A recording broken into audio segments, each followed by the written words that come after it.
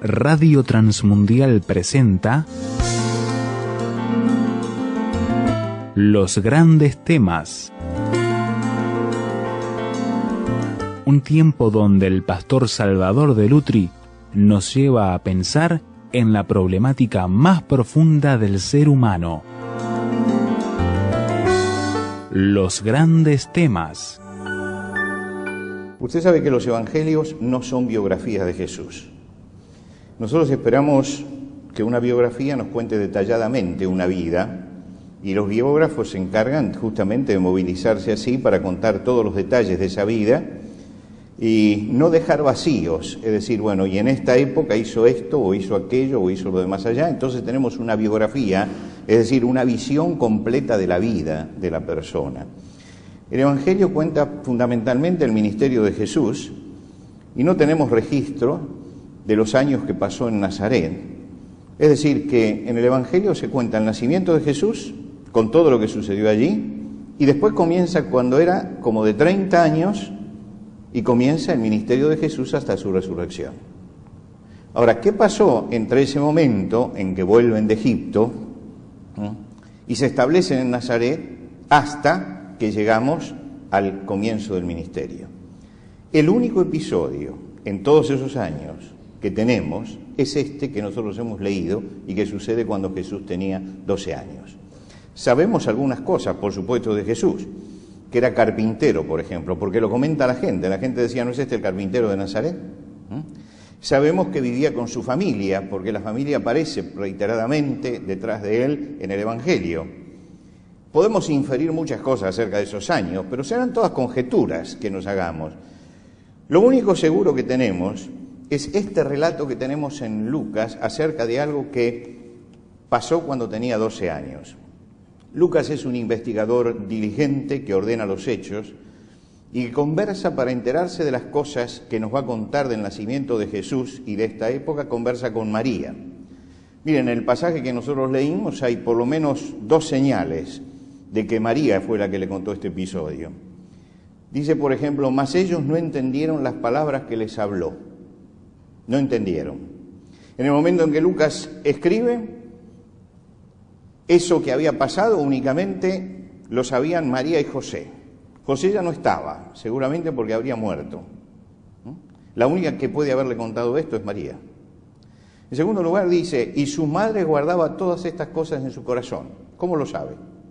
Es indudable que conversó con María y María es la que le relató este episodio. Ahora, uno se pregunta, ¿y por qué Dios preservó este relato? Porque marca un momento crucial en la vida de Jesús. Está fechado este relato. Fíjese que dice, y cuando tuvo 12 años, subieron a Jerusalén conforme a la costumbre de la fiesta. Era una fiesta especial, la fiesta era la Pascua, la fiesta más importante del calendario, y todos los varones eran convocados a Jerusalén. Los que vivían alejados, por ejemplo, los que vivían en Galilea, que tenían que hacer 100 y tantos kilómetros a pie, se les pedía que los hombres fueran, por lo menos mientras que los niños fueran pequeños, para que se quedaran con su madre o con alguna otra mujer. Sin embargo, los rabinos insistían en que las mujeres acompañaran también a sus maridos, y muchas mujeres iban con sus hijos al templo de Jerusalén. Lo que sí sabemos es que a los 12 años todos los varones estaban en Jerusalén. ¿Por qué? Porque justamente a los 12 años es cuando se convertía el varón en hijo de la ley. Era el momento en que nosotros conocemos como Bar Mitzvah. ¿Qué quiere decir Bar Mitzvah? Quiere decir hijo de los mandamientos. Mitzvot es mandamiento y Bar, eso lo conocemos porque aparece muchas veces, Bar es hijo de los mandamientos de Dios. Lo que quiere decir que cuando llegaba este momento, era el momento en que tomaban la mayoría de edad. Es la primera decisión que Jesús toma como hombre responsable para la sociedad delante de la ley de Dios. El Talmud dice que todo judío tenía a los 5 años que comenzar el estudio de la Torá. Bueno, acá quiere decir que la mamá, por ejemplo, comenzaba a repetirle los mandamientos para que comenzara a retener los mandamientos, a saber lo que Dios quiere. Era una enseñanza que era familiar y era en la sinagoga donde le enseñaban a leer. Quiere decir que en estos dos lugares lo iban formando. A los 10 años empezaban el estudio de la Mishnah. La Mishnah era el comentario de la ley, era la explicación de la ley, era la exégesis de la ley. Quiere decir que primero le enseñaban lo que debían hacer y después, a los 10 años, ya le empezaban a enseñar el porqué de la ley. Y cuando llegaba a los 12 años, entonces ya era hijo de los mandamientos, era responsable delante de Dios por la ley. Y tenía unas cuantas prerrogativas. Por ejemplo, si en un pueblo iban a inaugurar una sinagoga, se necesitaban 10 judíos. Si el chico tenía 12 años, había cumplido con el Bat Mishvah, él podía formar parte de ese grupo de 10. Si él entraba en la sinagoga y el que presidía la sinagoga quería hacer leer la ley, lo podía llamar a él, porque ya era un hijo de la ley.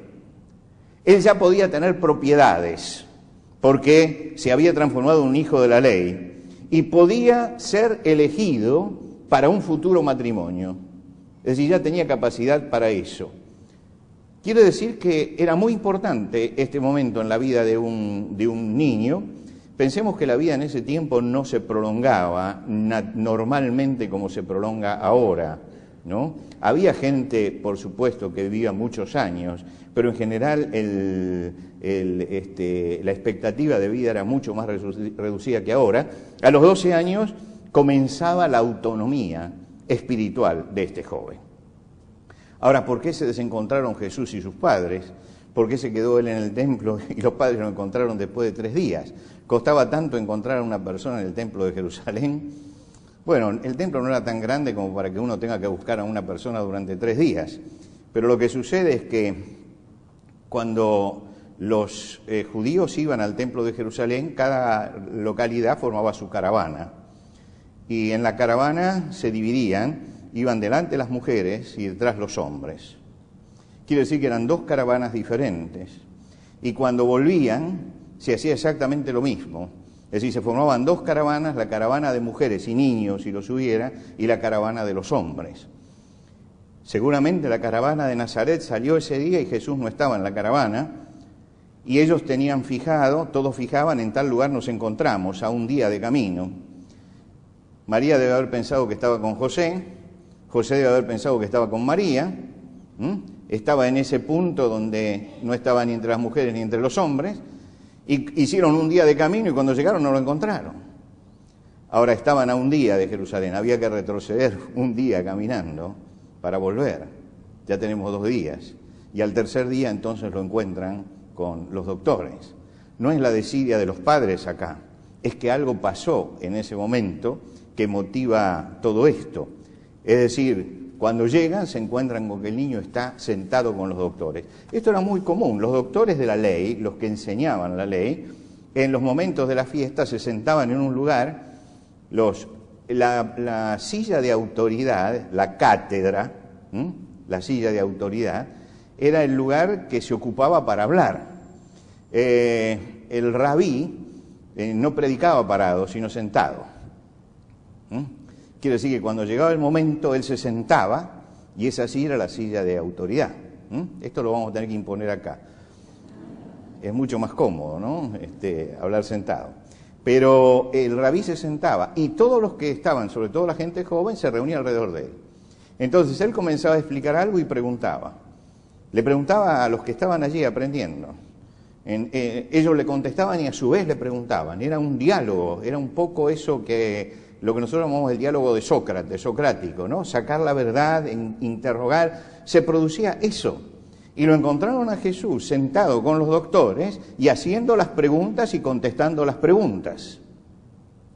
Y todos se maravillaban por la sabiduría. Lucas recoge entonces la primer gran decisión espiritual de Jesús, la primer gran decisión. María le reprocha. María llega y dice, hijo, ¿por qué nos has hecho así? He aquí tu padre y yo te hemos buscado con angustia. Es un reproche eso. Y Jesús contesta a María. Y contesta a María diciendo, ¿por qué me buscabais? ¿Por qué me buscabais? ¿No sabíais que en los negocios de mi Padre me es necesario estar? Fíjense que María dice, tu Padre y yo. Cuando Lucas comienza la genealogía, dice Jesús, al comenzar su ministerio, era como de 30 años, hijo, según se creía, de José, porque José había asumido el rol paterno. Y María le hace asumir a José el rol paterno. Tu padre y yo te estábamos buscando. María está reclamando los afectos de abajo. Es el reclamo del vínculo familiar lo que hace María. Tu padre y tu madre tienen responsabilidades y tienen derechos.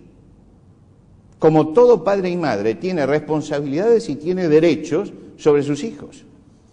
Jesús no niega la autoridad de los padres, no niega la vigencia de los afectos, pero señala y destaca la otra paternidad.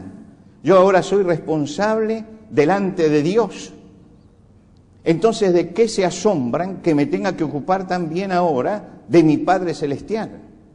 Y fíjense que mientras que María le dice, tu Padre y yo te hemos buscado, él le pregunta, ¿no sabías que en los negocios de mi Padre me es necesario estar? Es decir, está señalando la paternidad que viene de arriba. Seguramente allí María recordó aquella palabra del ángel Gabriel cuando dijo, el santo ser que nacerá de ti será llamado Hijo de Dios.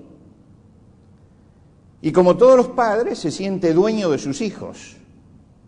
Como todas las mamás, siente lo que toda mamá siente por su hijo, el cariño que se siente por los hijos, que es permanente, que no se va con el tiempo, ni siquiera cuando se alejan de la casa. Los seguimos queriendo, los seguimos amando, nos seguimos preocupando por ellos, porque son nuestros hijos. Pero lógicamente hay límites. A veces hay padres a los que los hijos le tienen que marcar los límites y hasta acá, porque avanzan demasiado. Y aquí Jesús marca un límite. Todos nosotros tenemos dos niveles de vida. Tenemos una vida que es la vida afectiva y emocional, que nos relaciona con la gente de abajo. Todos tenemos vida afectiva. En primer lugar tenemos a la familia, el esposo, la esposa, los hijos, los padres, los nietos, los abuelos. Esos son los vínculos afectivos de la vida de abajo. Y todo eso trae obligaciones que tenemos que cumplir. Pero hay una relación también que es la relación vertical, que es la relación con Dios, que es una relación hacia arriba. Jesús no se está rebelando contra la relación de abajo. ¿Cómo termina el pasaje? Dice, y descendió con ellos a Nazaret y estuvo sujeto a ellos.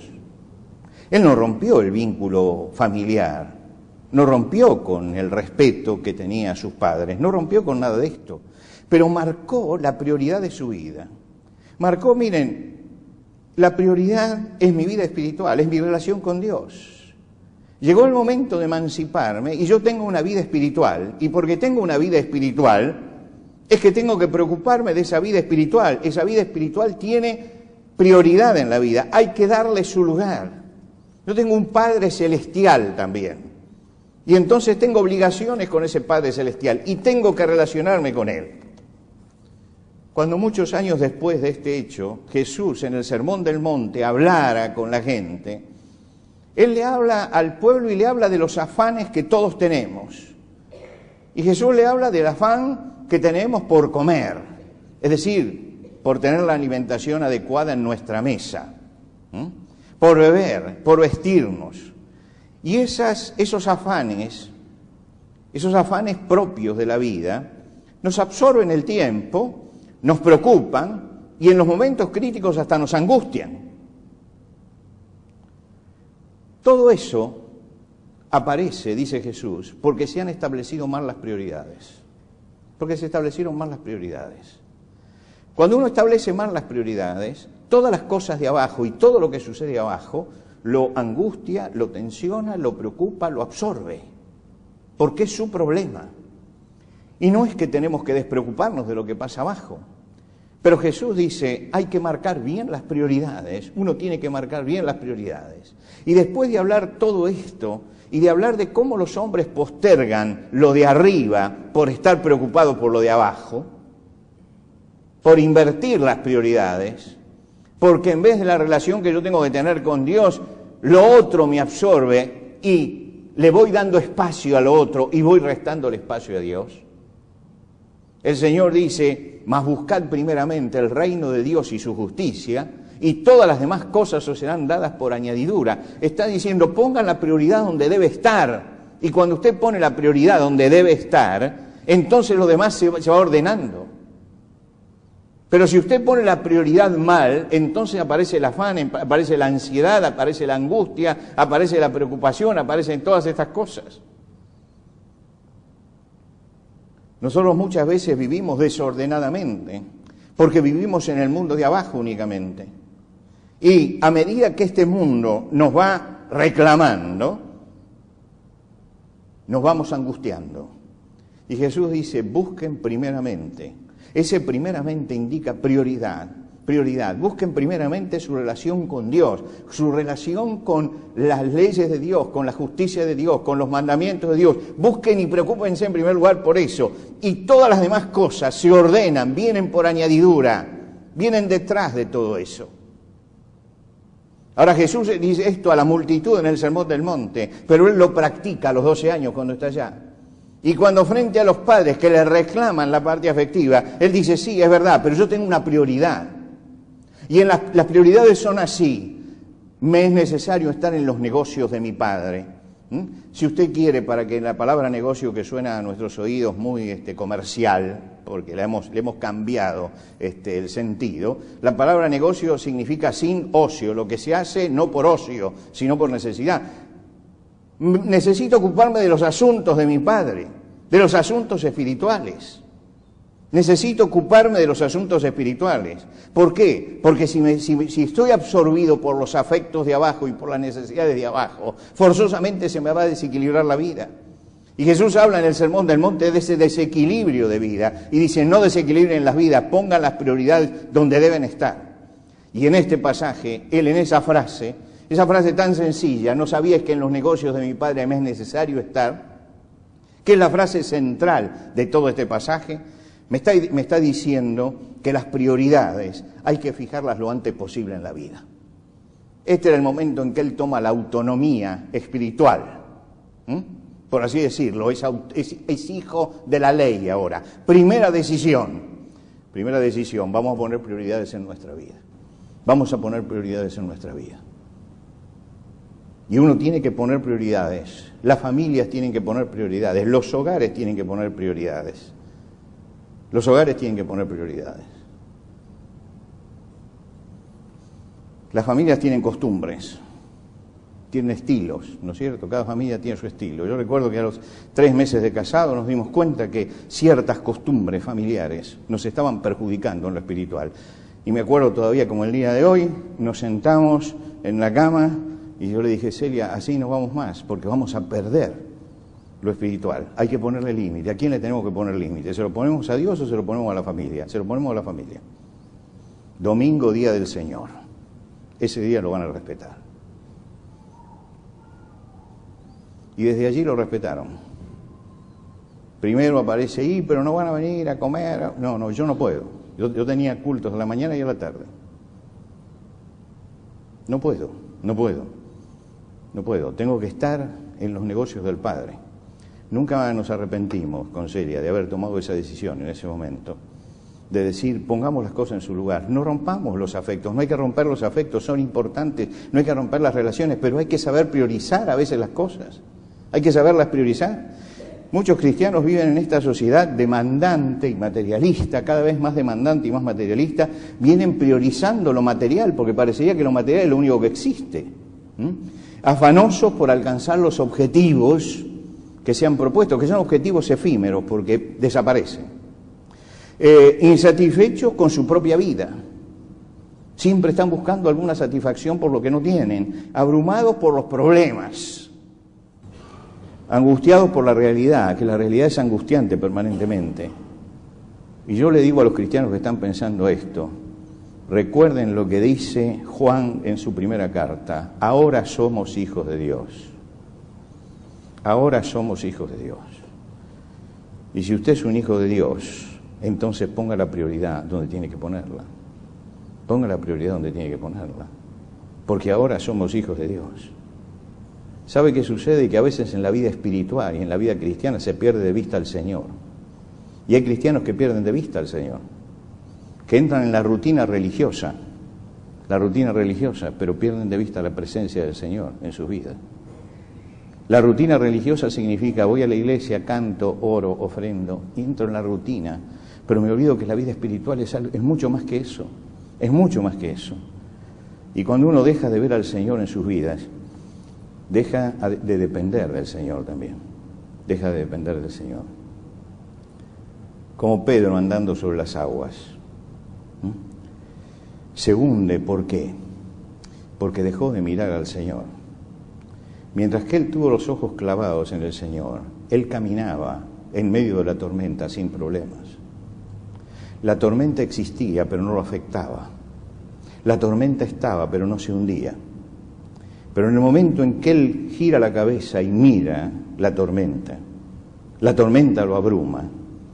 Y lo abruma porque dejó de ver ese punto fijo, eterno, perfecto, que es el Señor delante de él. Y muchas veces nos pasa eso, que no perdemos de vista a la iglesia, ni perdemos de vista todo lo que conlleva la vida de iglesia, pero hemos perdido de vista al Señor. Lo hemos perdido de vista.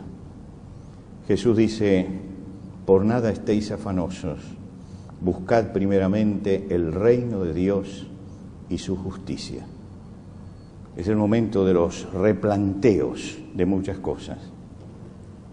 La pregunta del día de hoy, ¿está presente el Señor en tu horizonte? ¿En el horizonte está presente el Señor o lo perdiste de vista? ¿Está presente el Señor? Es el momento de hacer virar la nave si tiene la proa puesta para un lado equivocado, de volver a mirar al Señor. Es encauzar nuevamente nuestra vida espiritual. Encauzar nuevamente nuestra vida espiritual. ¿Saben por qué? Porque cuando uno pierde de vista al Señor y se queda simplemente con la vida religiosa, la iglesia se transforma en un club espiritual, nada más que eso, porque he perdido de vista lo que es central. Y entonces voy, como muchos se levantaron esta mañana y tomaron la raqueta de tenis, porque se fueron al club. Otros agarraron la Biblia y se fueron a la iglesia, pero el espíritu es el mismo. Es el mismo. No importa que haya agarrado la Biblia, está concibiendo la realidad en una forma diferente. No hay que perder de vista al Señor. Si usted no pierde de vista al Señor, y si el Señor está en su horizonte, su vida va a tener paz, su vida va a tener calma, y va a recibir las cosas por añadiduras. Va a recibir las cosas por añadidura. Por eso la frase de Jesús, ¿no sabíais que en los negocios de mi Padre me es necesario estar? Esclavar es la primera palabra de Jesús que registra el Evangelio, la primera. De todos los dichos de Jesús, este es el primero. Y esclavar la pica en el lugar exacto y decir, esta es la prioridad en mi vida. Y marcar esa prioridad en la vida es lo que hace que pueda llevar su ministerio hasta el fin. Creo que hay que clavar la pica en nuestra vida. No dejar de ver en el horizonte al Señor y depender de ese Señor y entender que por nada hay que estar afanosos, sino hay que buscar primeramente el reino de Dios y su justicia, y todas las demás cosas nos serán dadas por añadidura.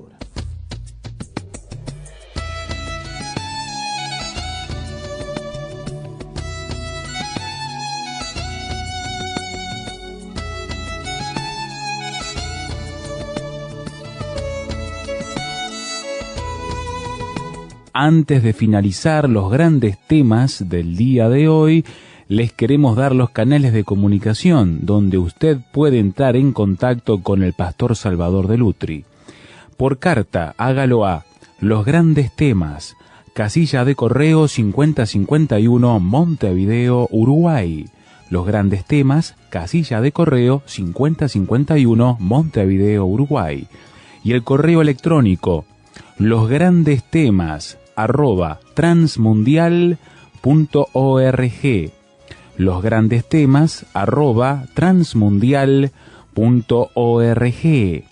Nos encantaría escuchar de usted, saber cuáles son sus comentarios, preguntas, reacciones e inquietudes sobre el tema de hoy. Por ahora nos despedimos hasta otro espacio de Los Grandes Temas, una producción de Radio Transmundial.